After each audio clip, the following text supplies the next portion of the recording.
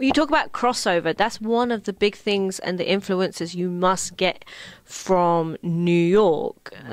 Because New York, of course, as we know, is, especially now in this time, so much hip-hop and is very hip-hop oriented. Do you feel that feeds into the productions that you do now?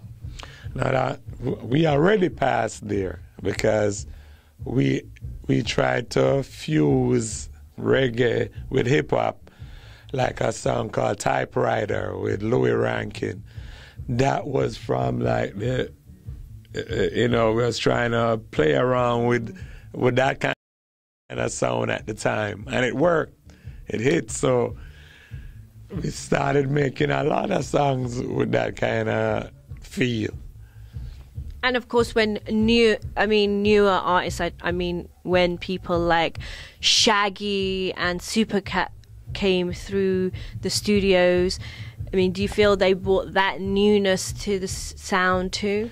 Well, they gave the studio the credibility, because for Supercat to come to this studio, he had his name from in Jamaica.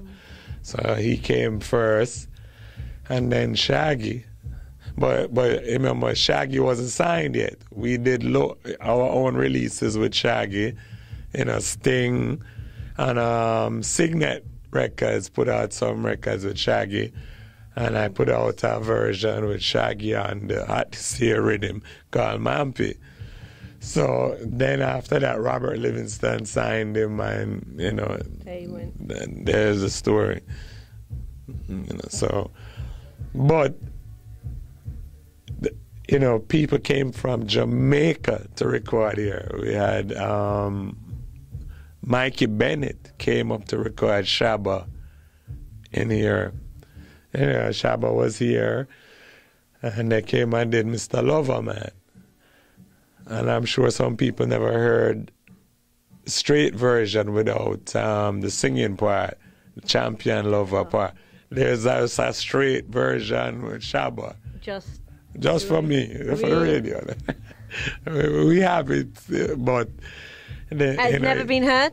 It was never put on record because they cut it up And made Champion. Right. So a lot of producers came up because we had a sound. They wanted that international sound, so they'd come up and do a few things.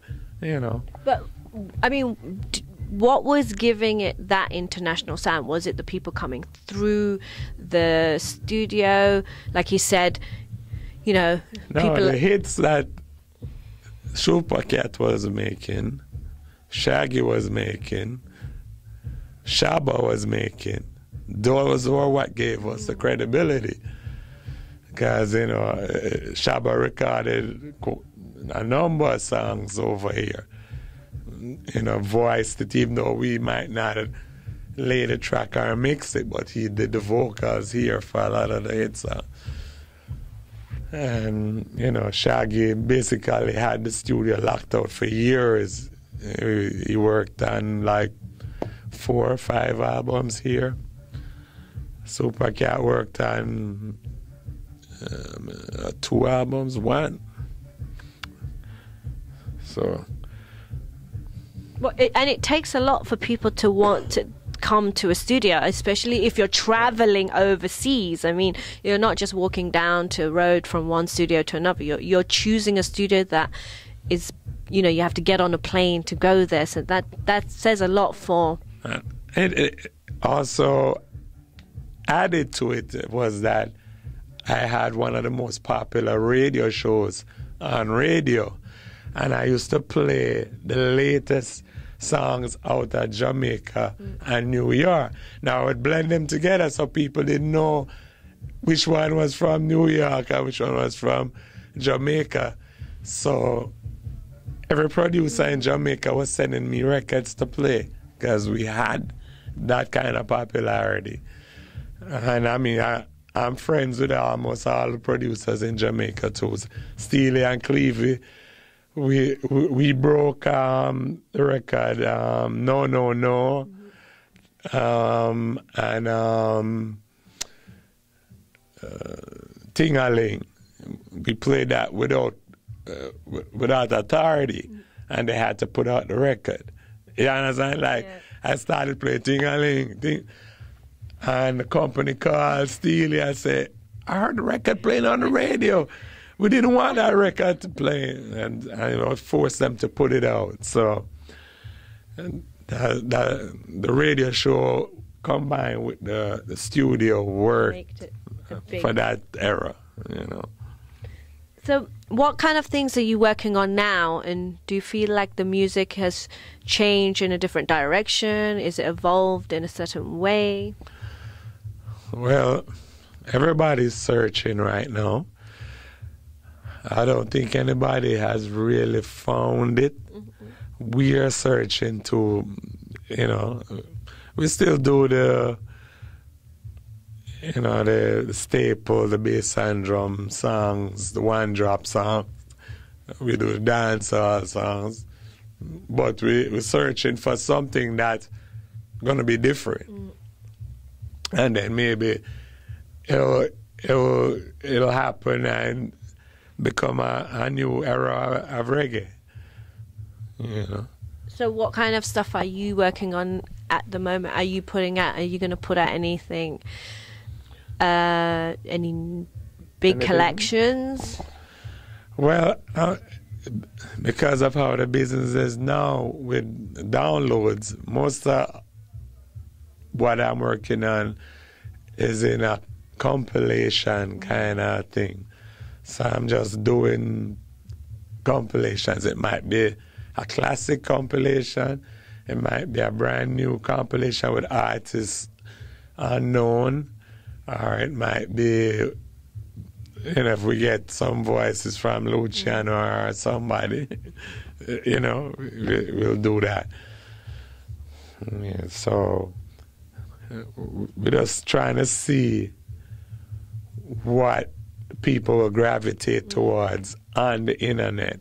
It's kind of difficult because if you don't have a name, people don't know how to find the record. So if you kind of balance it where the project has a name artist and you have a couple of your artists, maybe they'll listen to your artists. So we're trying stuff like that.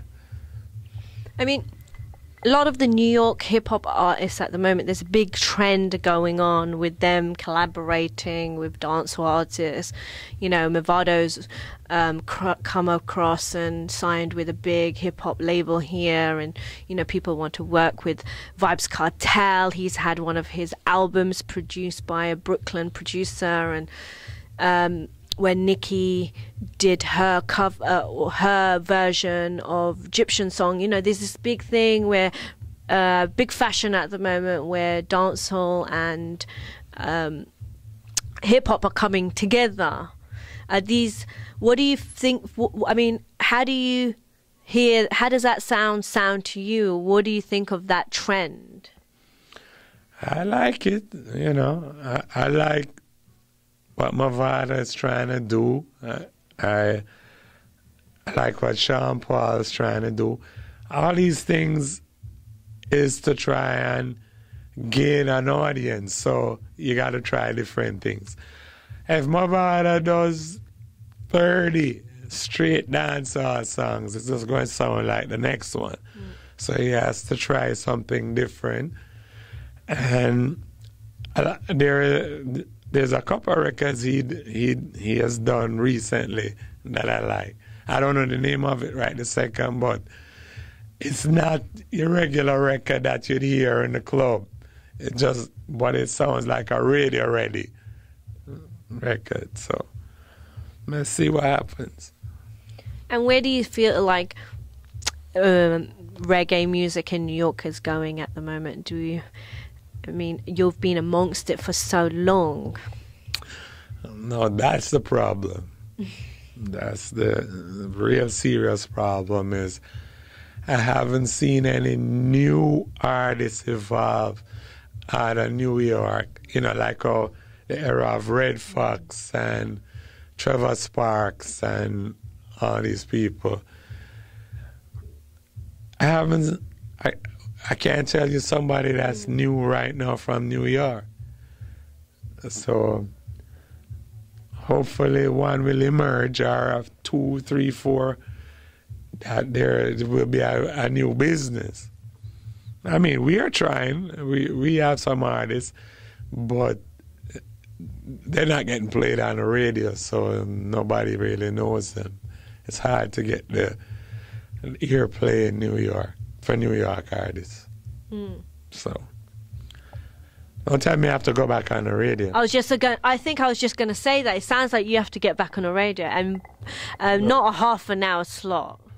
You see, my whole feeling was that if I had somebody to teach, to put on the radio, that would take it to the next level, the next mile.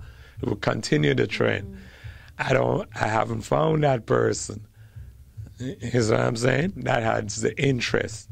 So if we find a couple of people, because in my time, when all those records were big, the Shabbas and the Shaggy and so, we basically controlled the radio. Because I had my show. Sting worked with David Levy over on Kiss. Bobby Condas and Pat McKay was on BLS. And we all knew each other. Bobby Condas invited me to help produce the show on BLS. I came in and I brought all the new records. So you're mixing all the time. They're giving you stuff, you're giving them stuff. We're giving them the New York artists, and they're getting some play, and then their business formed, you know. Red Fox got signed from something like that. And, you know, a lot more artists was looking like they could live from being an artist. Right now, I can't tell you the name of an artist in New York that I'm saying, that artist sounds like he's going somewhere, you know? I haven't heard it. Maybe because we're not hearing them on the radio, maybe that's what's missing to me. But if you're not hearing them on the radio, then well, where is everybody else going to hear them? Exactly. So somebody got to step forward, basically. Somebody's got to step forward. Yeah, so that's kind of why New York needs to re-emerge into the thing. I mean, don't get me wrong, Jamaica is struggling too.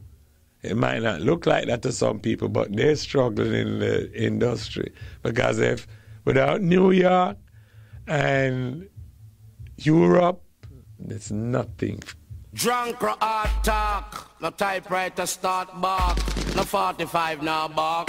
Oh, lower talk, follow me. Original gun come to boom it up. Lower ranking, they are my friend. Original gun come to boom it up. The sweet daddy him come back again. Dan dada, now he's a super cat man, you a dan dada. Me fling two stab under the boy with the bomber. Me lick up ninja man front teeth with a hammer. The gun where me fireman, it is a typewriter. And we part me come from the Rockford, Warwick.